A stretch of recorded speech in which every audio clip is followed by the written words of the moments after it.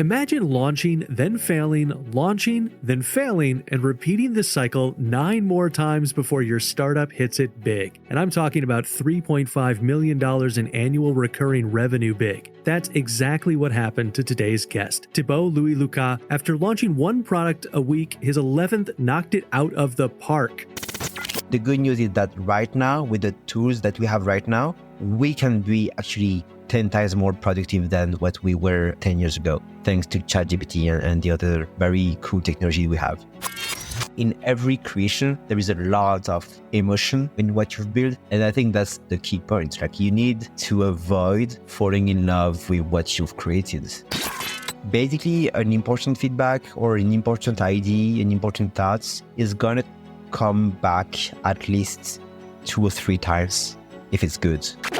Everyone not actively changing his way of working to integrate ChatGPT and generative AI is going to be non-competitive in a very short period of time. I'm your host, Alex Freeman, and I'm joined by Thibault to discover the intricacies of the startup world, from launching your first product to selling your business. Thibault, thank you so much for joining us. Thank you very much for having me. Like, what an intro. Perfect summary. Oh man, I'm so glad to hear you say that, and hopefully the conversation lives up to the intro. We can do it.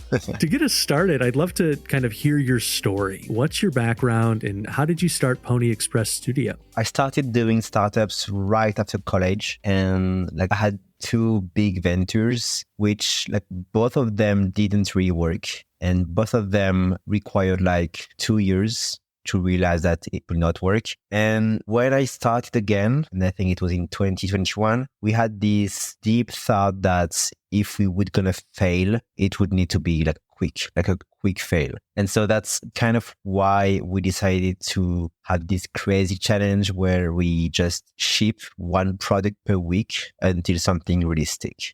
I really, really love that. And I want to kind of ask about some of the various products and launches that you ran with. So talk to me first about Taplio and Tweet Hunter. What were those? What was your vision? What are they? Talk to me about them. There was actually no vision behind them, because the process was we defined the targets, which basically creators, and the problem, help creators to get more business and to get more revenue in their businesses. And we basically iterated and creates product over products, realize why each of them didn't really succeed. And it was a bit random that we realized that on each of the products, our number 1 acquisition channel was Twitter. Twitter was amazing to find very early adopters. And so basically we started to want to grow an audience on Twitter, and for our own purpose in the first place. And to do that, I started creating a product for me. I started just fetching huge number of tweets and tried to find the one that talk about startups. So basically the topic that I wanted to talk about,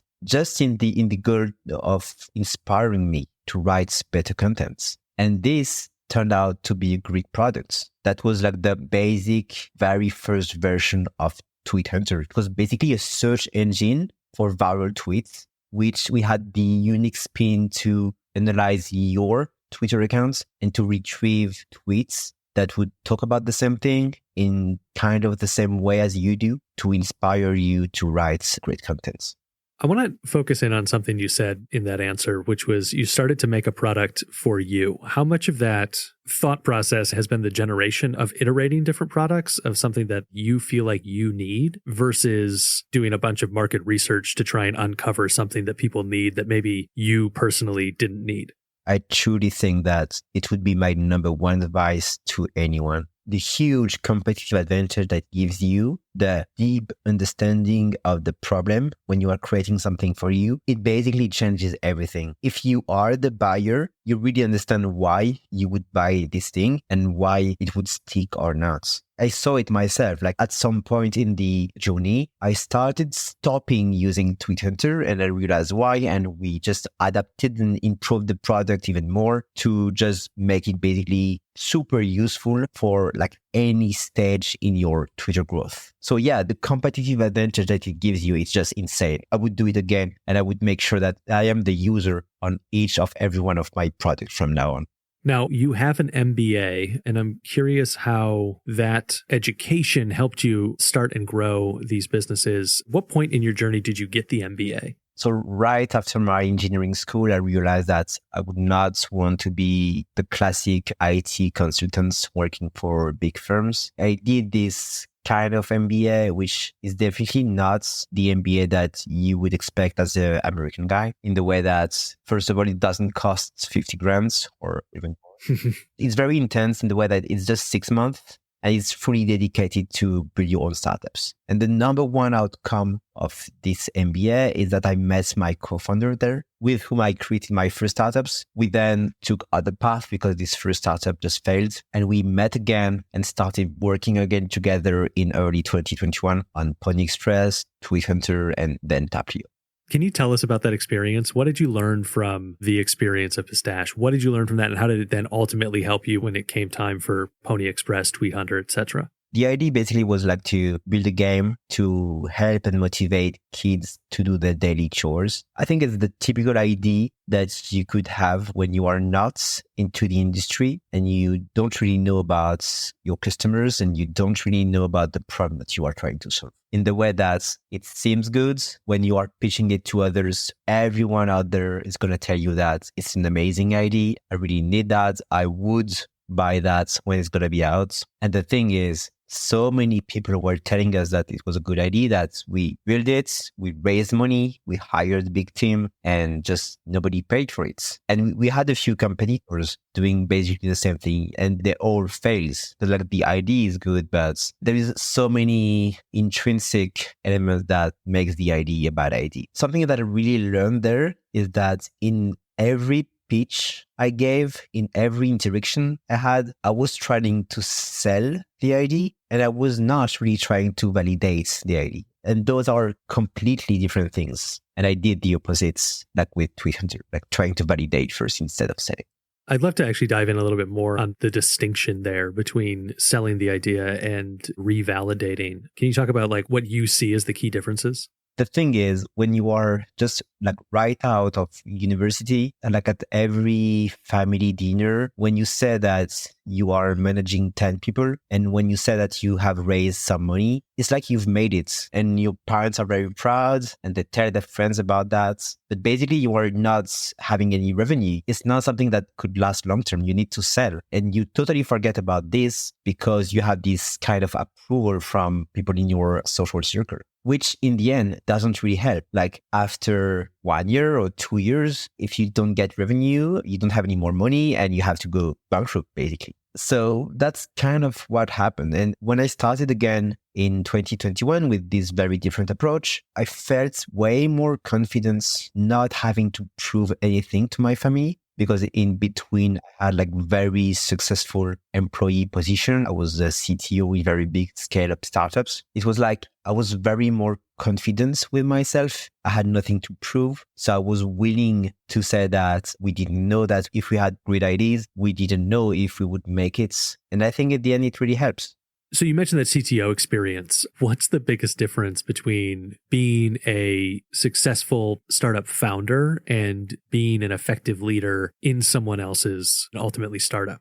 I would say that the total range of skills are totally different. What makes me a good startup founder, I think, is I basically ship first and think after that. I have a very high bias for action. I basically do first. It's very often that I will build something, I will code it, and I will ship it on Twitter. And then Thomas, my co-founder, will tell me that it's a bad idea and we should kill it. And we actually do. We do kill it. And I don't think that's something you can do in big corporation or even like scaling up startups. You have to think more, you have to organize people, and you have to be very disciplined about not putting people from projects to the new shiny projects. Basically, people need to have like a vision to stick to. And yeah, that's totally different from startuping. Something that I learned in the last 2 years is it kind of counterintuitive, but when you are starting with new ideas, it's very likely that the first idea you have is not going to be a good one. It's very likely that you need to pivot and to slightly change the problem solution or maybe the target or the way you work. And it's In my first startup with a 10 people team, it was very hard to not appear like a visionless startup founder. And so every time we have to pivot the idea and to go in a new direction, I was spending more time explaining why we would need to do this and why we are not lacking vision. And it's like normal process in startup. Whereas right now, if you have a very, very small team and even like just the two others with Thomas, it's like super agile. Every time we understand that there's a new opportunity there, we can just go and think after that. The agility that you get, it's making you so much faster.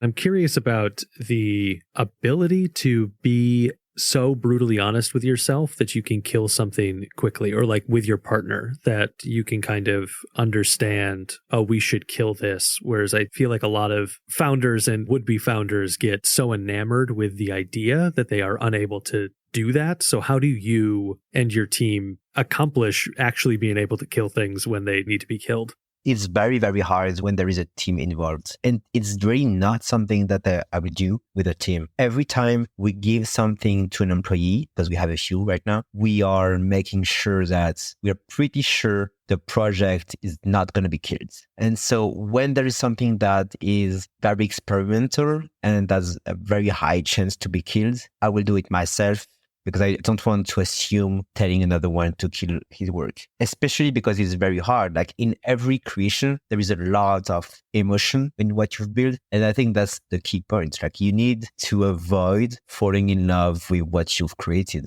Of course, everything that you've created is an asset and you need to think about them as an asset. But a lot of time, I think we overestimate the value of what we've created instead of just starting over and just do something else. Just one example, we talked a lot about all the very successful stuff that we've created on Twitter, but there are a bunch like this huge marketplace for Twitter creators that would make them able to be paid by brands for sponsored tweets. It seemed like a very good idea. So I built it. It was a good idea. It was getting a bit of traction. But at one point, we realized that it was not Twitter compliant. And so we just didn't want to take any risk. So we just killed the project. It was like a 10 minutes decision when we realized about it. And we just really didn't want to be in bad terms with Twitter.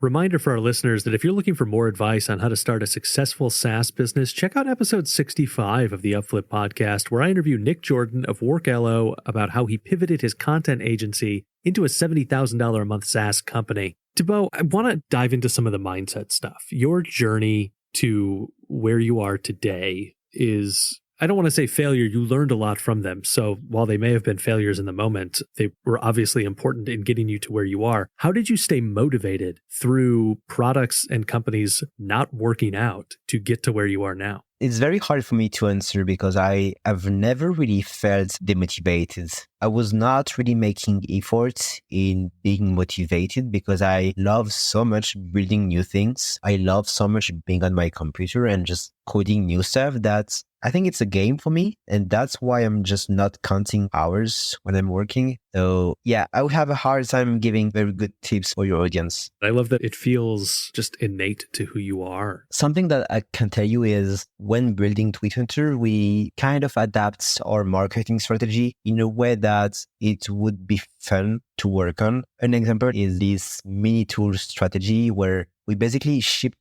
built and shipped a lot of very small independent tools that would be like a SEO based in a way. Like one example is a super mini tool that would just tell you what's your Twitter account's worth. It's just one page, one input. You just input your Twitter accounts and it's like a calculator and it's going to give you a price on your Twitter accounts. And it's just something we have a lot of fun making. It's totally another code base. So you don't have all the heavy codes running and slowing you down. It can easily be done in like 1 or 2 days. And we did a lot of that. A lot of them, we shipped them on Product Hunts, and a few of them are ranking very high on Google right now and are a big part of our acquisition for Twitter. You mentioned that it's nearly a game for you, the creating of new products and new companies. What is the most difficult part of founding a startup, and how did you overcome the challenge? I think it would be the scaling. And that's why Twitter was created and born to be sold. That was the initial plan. Like the initial plan would be to build something, reach 10K MRR and sell it in a year, trying to range from 5 times to 10 times ARR. So like from 500 to 1 million and just start again. Of course, like it really didn't work that way, but we built this plan, especially because the part that we didn't really enjoy was hiring people, because with the hire, you don't realize that, but you lose your entire freedom. You want to be an entrepreneur and to build your own startup because you want to optimize for freedom, but having employee and having a big team is total freedom killer. We are experiencing this right now because like with the acquisition of Hunter and Taplio, there is like this 2 years period where we are working with the buyer to make the transition. It's something that we are learning to live with, and I'm surprisingly enjoying it because the acquire is really a very big match in terms of culture, like ways of working, and we are building so many great stuff that it's pretty exciting. So if somebody is listening to this and is saying, I want to start doing this as well, like what are the budget items that they should be thinking about and planning for? It's basically $1,000, and like I think half of that went to the actual creation of the startup, the company behind it. I think we spent something like 100 or 200 before actually getting money and not earning money in a full month again. You see my point?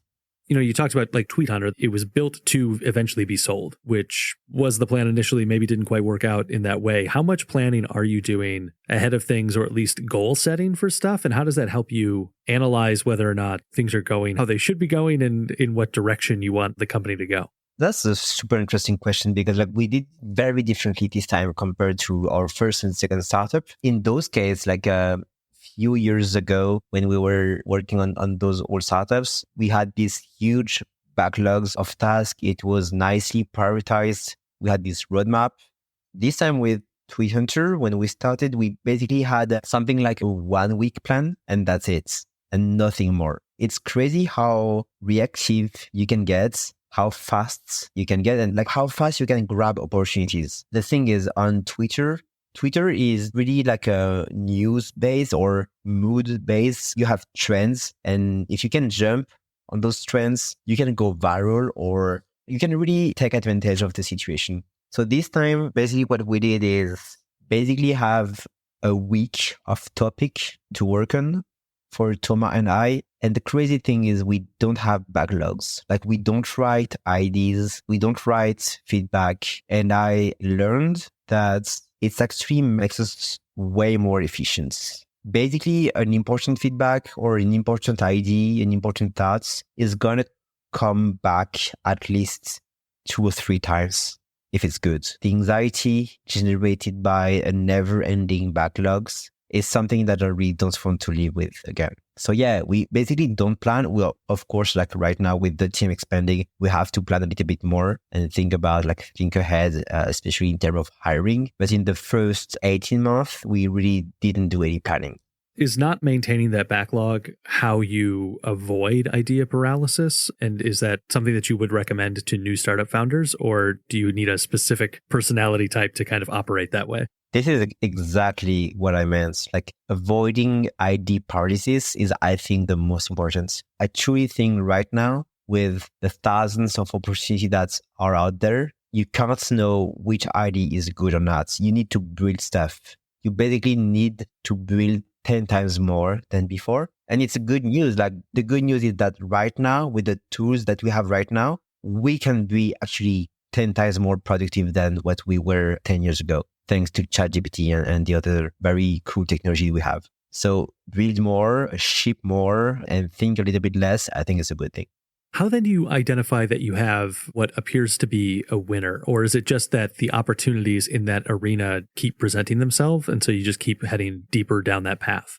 That's a super good question, because like we needed to think about that. I think Tweet Hunter was like the 11th project of the 1 product per week phase. So for our first startup, Pistache, basically every people telling us that the idea was good was enough for us to just move forward and continue on the project. What we would do this time is only look at revenue and revenue only. If the product is not generating any revenue, even after like 1 or 2 weeks, we would just kill it. And I think out of the 10 first products, 3 or 4 generated revenue. One of them even grew to like 400 in monthly revenue. Churn was high, so we still decided to kill it. What was really different with Twitter is that it got revenue very early on, subscribers very early on, and we stopped doing marketing at some point. Like we stopped just tweeting or posting on Reddit, and still we had some new customers coming and just discovering it by themselves, or just someone sharing about the tool somewhere. We just didn't know where. And that was the ultimate proof for us that we had something interesting. And so we decided to go all in on this one. So this is going to bring us to a section of the show that we call our Fan Blitz questions. These questions come from our YouTube community. Listeners, you can join the YouTube community going to youtube.com/upflip and pose questions to future podcast guests. Thibault, I've got 5 questions we're going to try and do in about a minute. Are you ready? Yep. All right. First one being, would you do business with yourself if you were a customer? Yeah, definitely. I am basically, and I'm advising my friends to pay for my products. So yeah, I truly think Twitter and Taplio are good investments. How would you feel about working for someone who knows less than you? That's a tough one. I guess it depends. Like I have to admit that it's hard for me right now to work for someone, no matter the degree of knowledge that he or she has. If he or she has less knowledge than me, yeah, it could be a problem. What are your strengths as an employee if you were to have to work for somebody? I think I would bring some like a fresh perspective, given what I've gone through, in the way that this bias for action, that thing makes me very high contributor to a project. Something else is like I work daily on AI tech, and I've tested a lot of AI APIs. So I'm quite good right now at just playing with GPT APIs and trying to build AI stuff, basically. What's one thing about your business you don't want us to know? I'm not prepared for this one. Something that's general.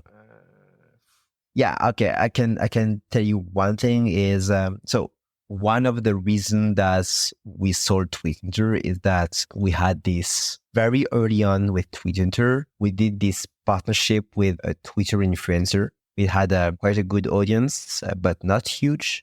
But he really contributed to the success of Twitter. And he got up to 25% in equity of Twitter in exchange for his help in the communication and development of the products. Working with him was easy because he was good at what he was doing. But in terms of human values, we were seeing things very differently. Like we were very not aligned in the way we see lives, basically. That's basically something that's pushed us for the acquisition, because it was hard to see a path where we could just get along long-term on the projects. Last one here in the Fan Blitz questions. If you were given the chance to wave a magic wand and change one thing about business fundamentals, what would it be? I guess that would be the fact that very often you have ideas that appear to be great idea because that's how you want the world to work. One example is ideas where you want to just make CEOs and CTOs to meet. That's like the basic idea I think every entrepreneur has at one point. And you would your idea is to organize a meetup where they would meet and they would happily work together and start their own startup.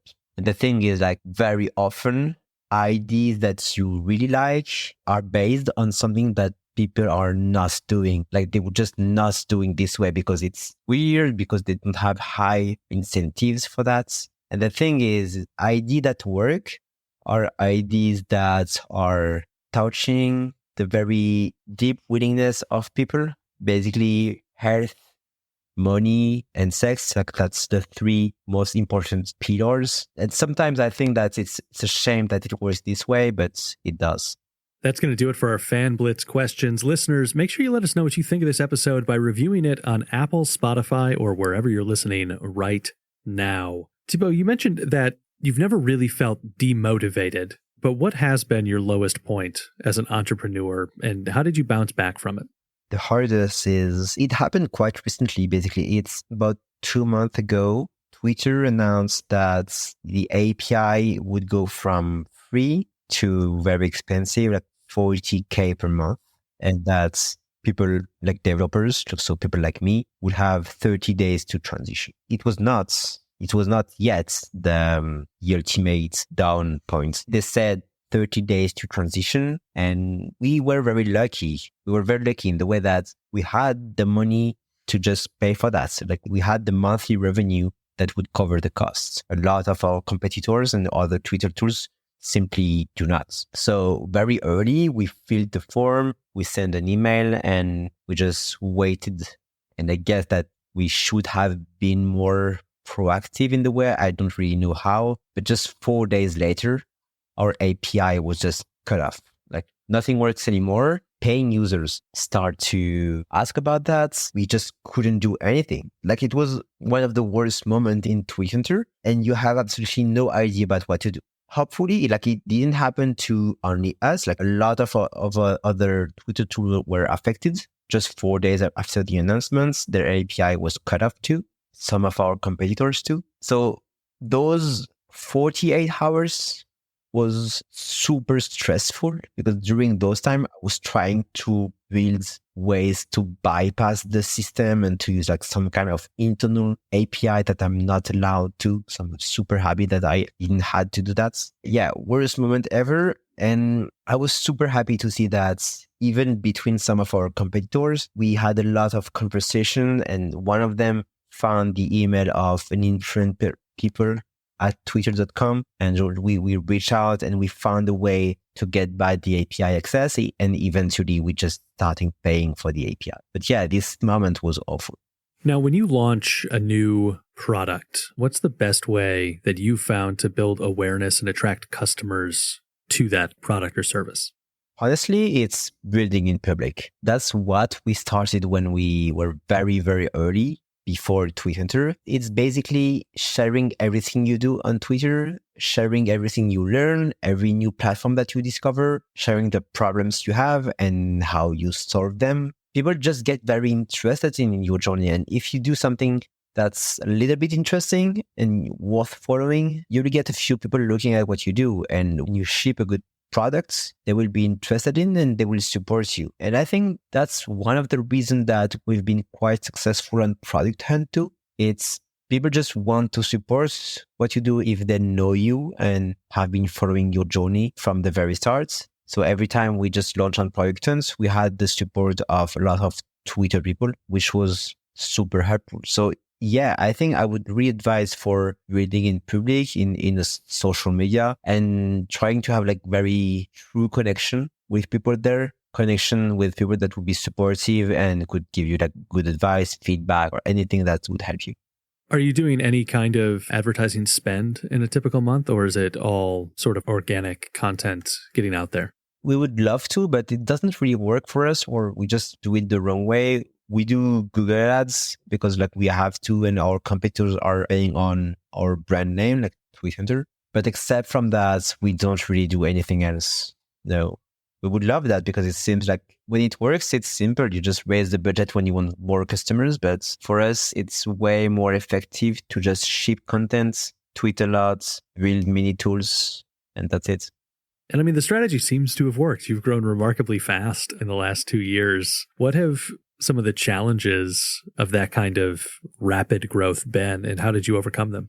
Just one thing before I answer that, I think that's true. Like the growth has been very strong. One very good advantage that we had is since our users are influenced, because they are growing their audiences, we could focus very much on the products. Like we could think less about doing marketing, focus on the products, and let the users themselves do the marketing since they are influenced. Does that make sense to you?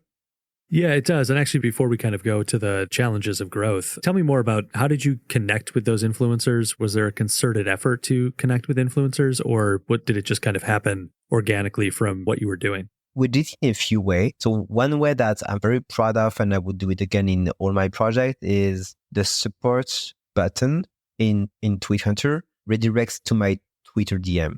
And I think that was the case up to 1 million in annual revenue. So like even very late in the project, all the support tickets would get to my Twitter DMs and I would answer to them individually. That would let me have a very good knowledge of what users think about the product. Super helpful. Something else that we did is we created this group of very influent Twitter people. We call them like the creative investors. Investors because we gave them equity of the project, 0.1%. And in exchange for that, we put all of them in a group.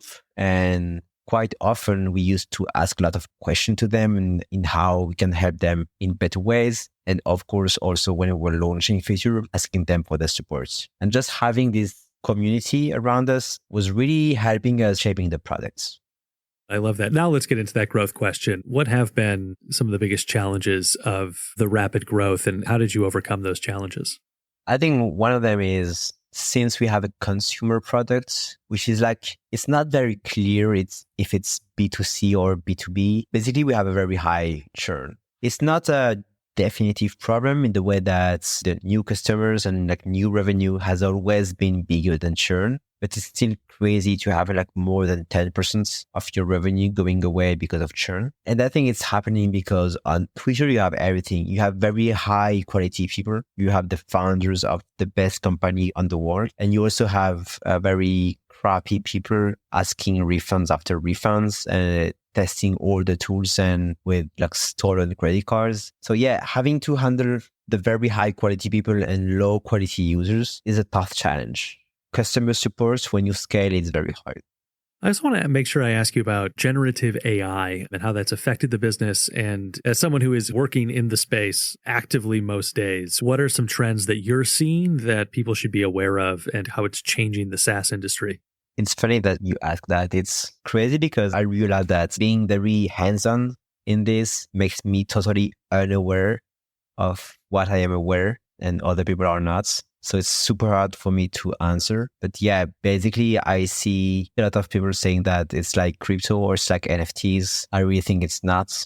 Like it's deeply changing everything in the world. And at the same time, I've read recently that only 15% of people in the US have actually tried ChatGPT. I think it's crazy. Like for me, this is the future and everyone not actively changing his way of working to integrate ChatGPT and generative AI is going to be non-competitive in a very short period of time. And I think that for developers too, like I see it in our teams, you have developers doing the shifts and using generative AI like a GitHub Copilot or ChatGPT, and you have others not putting the efforts and working the old ways. And I think for a short period of time, it's going to be fine for them, but they're not going to be able to sustain the productivity boost that the others are getting. And would you recommend that somebody just kind of dive into trying to integrate it into their own workflow? Or are there educational sources that you might recommend if somebody wants to start to make that transition? I would say that the most important thing is to force yourself to use it.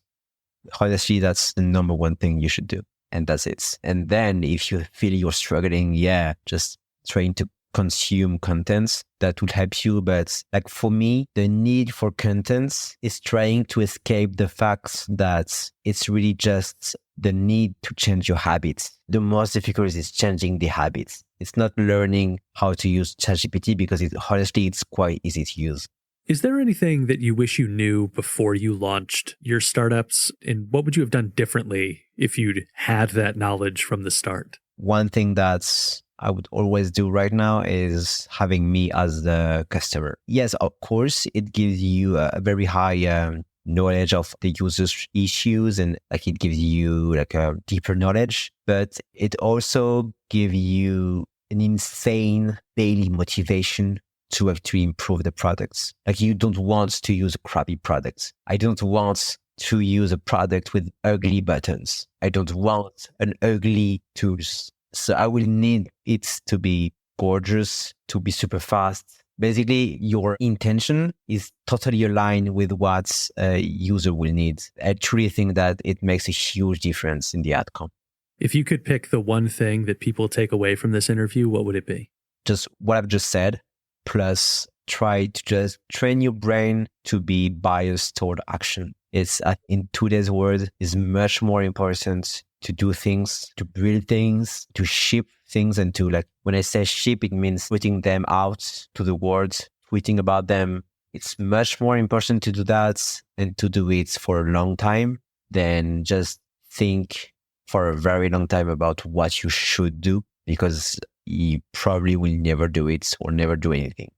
What's your favorite business book and why? I really like the mom test because it's exactly this. It describes exactly why we failed in our first 2 startups. It's exactly this concept that people will say that it's great and it's going to be enough for you to continue working on things, but they actually don't pay for it. So you have no value here. The mom test. But where can people learn more about you and connect with you and keep up with everything that you're working on? My number one platform is Twitter. So you can find me at Thibault_Maker. Thibault Maker. I also try to be more active on LinkedIn. You can find me at Thibault Louis-Lucas. And yeah, I try to answer to all the DMs that I have. So feel free to reach out to me. I try to avoid calls, but I'm always here to answer to my DMs. That is going to do it for this episode of the Upflip podcast. Listeners, you can find more advice on how to start a business the right way on the Upflip Hub. And if you like this episode, make sure you let us know by leaving a review on Apple Podcasts or wherever you're listening right now. Thibault Louis-Lucas, thank you so much for joining us.